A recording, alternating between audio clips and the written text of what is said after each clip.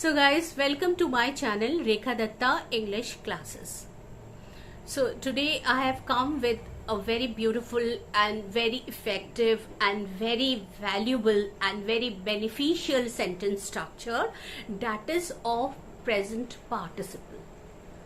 You know, sentence structures always help you to speak English in a better way. It works like a map, you know. While you are driving a car, it works like a map, because when you have a map and you are driving your car, you know it better way that where to reach, when to reach, and how much time it is going to take. Same way, if you know the sentence structure properly, it will really help you to speak English in a better way. So today I have taken the sentence structure of present participle. So guys, present participle actually होता क्या है? देखिए, हमारे verb के 5 forms होते हैं, as you know it better, V1, V2, V3, V4 and V5. आज हम बात करें V4 का. V4 जो होता है वो वर्ब के फर्स्ट फॉर्म में ing होता है, and we are talking about V4 today. V4 it is first form of the verb plus ing, and V4 helps us to make tenses. We can make all continuous tenses with the help of V4. At the same time, we can make all passive voices also with the help of V4. Now today we will know about adjective. What is the meaning of adjective? Adjective, you know, it always describes or qualifies a noun. So here we will see that how V4 describes a noun. Okay? सो ये जो V4 होता है वो कैसे noun को describe करता है. जैसे एग्जाम्पल के तौर पे हम बोल सकते हैं स्माइलिंग बेबी और crying girl, talking Tom, dancing girl. Same way इस तरह ये जो आपका V4 एडजेक्टिव होता है वो बहुत जगह पे काम करता है. कभी क्या करता है, वो नाउन के पहले आ जाता है ना. नाउन के पहले कैसे आ गया, जैसे मैंने बोला डांसिंग डॉल, है ना, या फिर मैंने बोला टॉकिंग टॉम, या फिर मैंने बोला लाफिंग बुद्धा. तो ये क्या हुआ, ये इसके पहले आ गया. और कभी कभी वो पर्टिकुलर उस नाउन के बाद में आता है, और जब वो नाउन के बाद में आता है तो अक्सर जो होता है वो फ्रेज के रूप में आता है. जैसे मैंने बोला the girl dancing on the stage. अब गर्ल की विशेषता क्या है कि डांसिंग ऑन द स्टेज, या the man talking on the phone.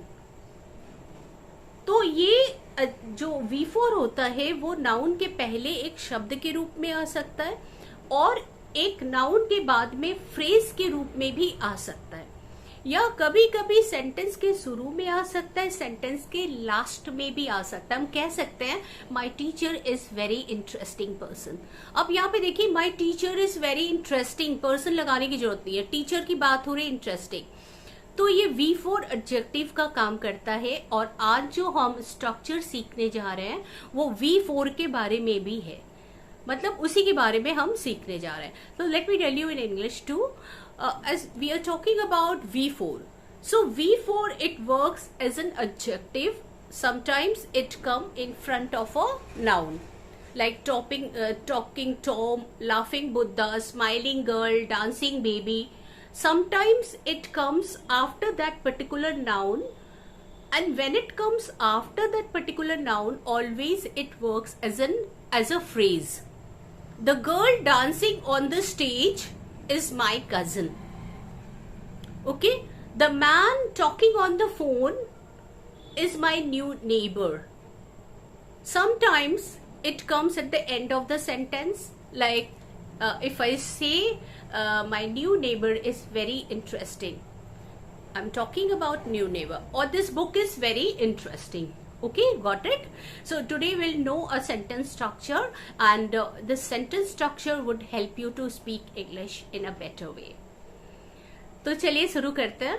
जो सेंटेंस स्ट्रक्चर मैं बोलने जा रही हूँ, पर्टिकुलरली मेरा जो ऑब्जेक्टिव है आपको ये बताना कि पार्टिसिपल जो है वो किस तरह से एक सेंटेंस में यहाँ पर काम कर रहा है। देखिए, वैसे तो जो प्रेजेंट पार्टिसिपल की हम बात कर रहे हैं, हम पास्ट पार्टिसिपल की बात नहीं कर रहे, we are talking about present participle, that is V4। तो ये जो V4 है वो डिफरेंट डिफरेंट सेंटेंस स्ट्रक्चर्स बनाता है ना। कभी हिंदी में हम कह सकते हैं कि देख कर, जैसे शेर को देखकर वो भाग गया, या उसको देखते हुए भाग गया, या उसने मुझे चुराते हुए देख लिया, या उसने मुझे खाते हुए देख लिया। तो कई तरह के सेंटेंस स्ट्रक्चर होता है। कभी कभी हम ऐसे भी कह सकते हैं कि मैंने उसको फोन पर बात करते हुए देखा, या फोन पर बात करते हुए खाना खा रहा था। तो अलग अलग सेंटेंस स्ट्रक्चर्स हम पकड़ेंगे। आज हमने जो सेंटेंस स्ट्रक्चर लिया है वो बहुत इंटरेस्टिंग है। आई नो दैट कभी कभी क्या होता है कि सब लोगों को एडवांस लेवल स्ट्रक्चर्स नहीं मालूम होते हैं। सबको नहीं पता है कि नॉन फाइनाइट क्या होता है, नॉन वर्बल क्या होता है, जेरिन क्या होता है, पार्टिसिपल, इन्फिनेटिव। तो आपको उतना जानने की जरूरत नहीं है। अगर आप जो है सेंटेंस स्ट्रक्चर को ही जान ले बेटर वे में, तो ये ही आपको इंग्लिश बोलने में हेल्प करेगा। So guys, it is not necessary for you to delving deep inside the grammar and know everything about the advanced label structures. Okay, so if you know the sentence structures only and you mug it up, you understand it well, it will really help you to speak English in a very impressive way. तो चलिए पहले हिंदी में देखते हैं। हिंदी में देखिए, हम दो तरह से वैसे तो बात दो तरह से नहीं करते, लेकिन हिंदी में हम आपको बता रहे कि कैसे जो है हम प्रेजेंट पार्टिसिपल का यूज करेंगे। इसके लिए मुझे आपको दो सेंटेंस स्ट्रक्चर बताना पड़ेगा। एक है, वो लड़की जो सब्जी खरीद रही है मेरी नई पड़ोसी है। The girl who is buying the vegetables is my new neighbour. Okay, दूसरा देखिए, अभी सेंटेंस स्ट्रक्चर नहीं समझिए, पहले समझिए मैं क्या बोल रही हूं। वो आदमी जो वॉलेट चुराकर भाग रहा है इस इलाके का नया चोर है। The man who is running away with my wallet is the new thief of this area. वो लड़की जो दर्द से करहा रही है मेरी खुद की कजिन है। The girl who is crying in pain is my own cousin. वो औरत जो नीली साड़ी पहनी हुई है मेरी मौसी है। The lady who is wearing blue sari is my auntie. Okay? ये मैंने 4 सेंटेंस स्ट्रक्चर आपको बताया, और अब मैं दूसरा बताने जा रही हूं। अभी मैं पहले पर फिर आऊंगी। So I have told you 4 sentence structures. Let's know about it first and then will come to another. Okay, so another structure is, मैंने पहले वाला क्या बताया था? पहले वाला मैंने बताया था वो लड़की जो सब्जी खरीद रही है। वो लड़की जो सब्जी खरीद रही है। अब इसके लिए मैंने क्या इंग्लिश में बनाया? The girl who is buying vegetables. The girl who is buying vegetables. अब इसको देखिए, दूसरे तरीके से हम बोल सकते हैं, सब्जी खरीदती हुई लड़की मेरी नई पड़ोसन है। फिर मैंने दूसरा सेंटेंस क्या बोला था? वो आदमी जो पर्स लेकर या वॉलेट लेकर भाग रहा है इस इलाके का नया चोर है। अब इंग्लिश में देखिए, the man who is running with my wallet is the new thief of this area. अब इसको दूसरे तरीके से देखिए, the man running with the wallet. वो आदमी वॉलेट लेकर भागता हुआ, नहीं हिंदी में ऐसे बोलेंगे, वॉलेट लेकर भागता हुआ वो व्यक्ति इस इलाके का नया चोर है। अब आपने समझा इस दोनों सेंटेंस स्ट्रक्चर के तरीके कैसे, मैं कैसे बोल रही हूँ हिंदी में? हिंदी में मैंने बोला, वो आदमी जो कमरे की सफाई कर रहा है मेरा नया नौकर है। The man who is cleaning the room is my new servant. अब मैं दूसरा बोल रही हूं, कमरा साफ करता हुआ वो व्यक्ति मेरा नया नौकर है। ठीक है, अब इंग्लिश में कैसे बोलेंगे? द मैन क्लीनिंग, अब यहाँ पे मैन क्लीनिंग सीधे हम आ रहे हैं। The man cleaning the room is my new servant. Okay, let's no first पहले वाला कैसे होता है, इसके बारे में पहले जाने। अब देखिए, पहले वाला जब हम कहेंगे कि वो लड़की जो सब्जी खरीद रही है, इसका हिंदी में देखिए, वो लड़की जो सब्जी खरीद रही है मेरी नई पड़ोसी है। द गर्ल, अब यहाँ पे द मैंने क्या लगाया, एक आर्टिकल लगाया, फिर मैंने एक सब्जेक्ट लगाया जो नाउन है, द गर्ल। ठीक है, फिर यहाँ पे मैंने लगाया हु, ये एक आपका रिलेटिव प्रोनाउन है। ठीक है, और रिलेटिव प्रोनाउन क्या होता है? जो अपने से पहले आए हुए व्यक्ति के बारे में बात करता है। अगर मैं किसी व्यक्ति के बारे में बात करूंगी तो हु आएगा, अगर मैं किसी वस्तु के बारे में बात करूंगी तो विच आएगा। ठीक है, अच्छा, अब देखिए कि अगर आप शोरूम में गए हैं, वहां पर आपने एक बहुत अच्छी सी साड़ी देखी, ठीक है, तो आप अपने फ्रेंड को बात कर रहे हैं, आप फ्रेंड को बोल रहे हैं कि वो साड़ी जो मैंने शोरूम में देखी थी बहुत महंगी थी। ठीक है, अब इंग्लिश में आप कैसे बोलेंगे? आप बोलेंगे the sari which I saw in the showroom is very expensive या वॉज वेरी एक्सपेंसिव। अगर पास्ट की बात करें तो वॉज लगाएंगे, नहीं तो आप इज लगाएंगे। The sari which I saw in the showroom is very expensive. अब यहाँ पे देखिए, जो साड़ी मैंने शोरूम में देखी थी, अब यहाँ पे ये जो एक्स्ट्रा इन्फॉर्मेशन दे रहा है, जो साड़ी मैंने शोरूम में देखी थी उसको अगर मैं हटा दूं तो होगा साड़ी बहुत एक्सपेंसिव है, लेकिन ये भी तो जानना जरूरी है कौन सी sari. The sari which I saw in the showroom is very expensive. इस तरह के सेंटेंसेस को आप ऐसे बनाएंगे, वो साड़ी, वो आदमी, वो लड़की, वो कपड़ा। ठीक है, इसके बाद आप हु और विच लगाएंगे। ठीक, ये आपका एक सेंटेंस स्ट्रक्चर हो गया। अब हम बात मेन कर रहे हैं पार्टिसिपल फ्रेज की। पार्टिसिपल कैसे काम करता है? देखिए, पार्टिसिपल जब हम करेंगे तो यहाँ पर इंग्लिश में जो आपका ये बनेगा, the man who is running away with my wallet is the new thief of this area. अब यहां से मैंने क्या किया, हु इज को हटा दिया। ठीक है, सब्जेक्ट और वर्ब को यहां से हटा दिया। अब सीधा मैंने बोला the man running away with my wallet is my new neighbour. अब आपको is the new thief of this area. अब यहां पर क्या हुआ, ये बन गया आपका एक पार्टिसिपल फ्रेज। अब ये सिंपल सेंटेंस है बेटा, वो कॉम्प्लेक्स सेंटेंस था जो यहाँ पे हम जो लगा रहे थे।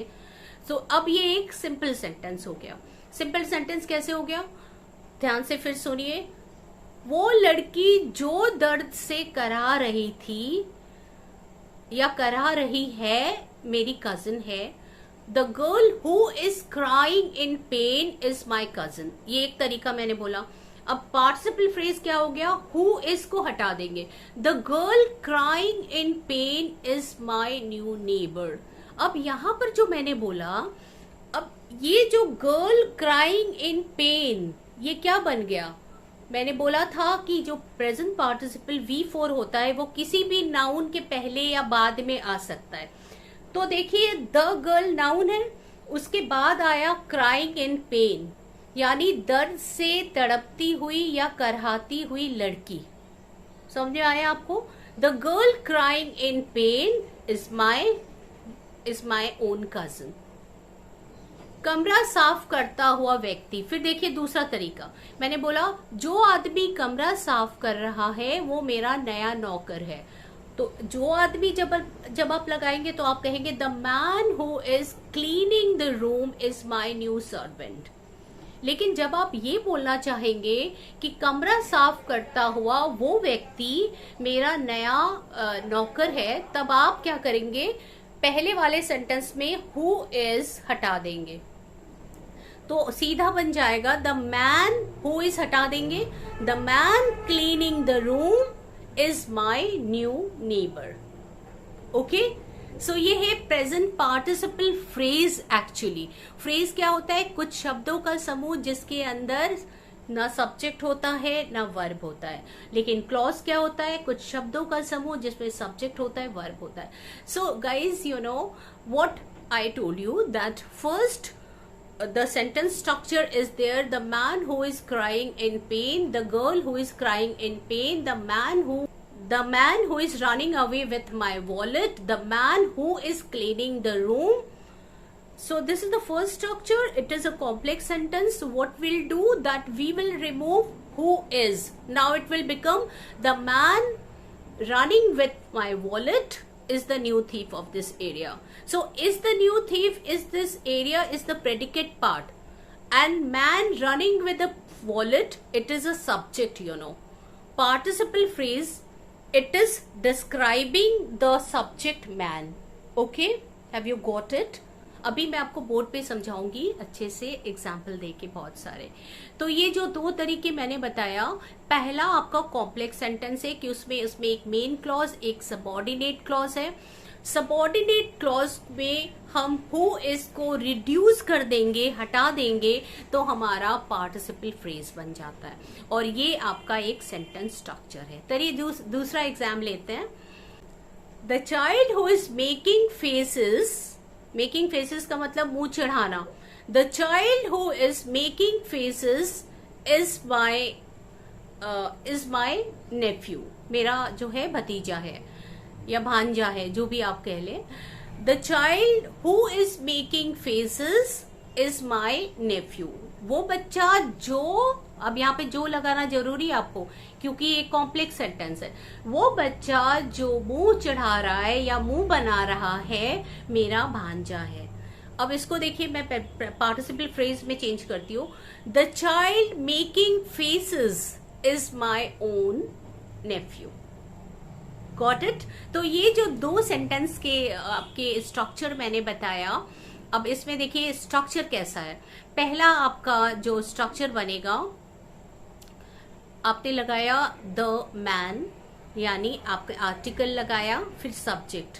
Okay, then you are adding an adjective clause, who is running, who is making food, sorry cooking food, who is dancing on the stage, the girl who is dancing on the stage, the man who is painting the wall, the girl who is cleaning the floor, the child who is making a doll, the bag। अब देखिए मैंने कुछ ऐसी चीजें लगाई जिसमें इंसान के लिए नहीं बात करें। Now we are talking about something, the gift which I bought from Mumbai. Okay, so we can if there is some article, something, so we will use which for that. Okay, अब यहाँ पर जो sentence participle बनेगा, वहां पे who is, which is, who was, which was, ये हटा देंगे, और डायरेक्ट जो है हमारा क्या लगाएंगे? पार्टिसिपल लगा देंगे।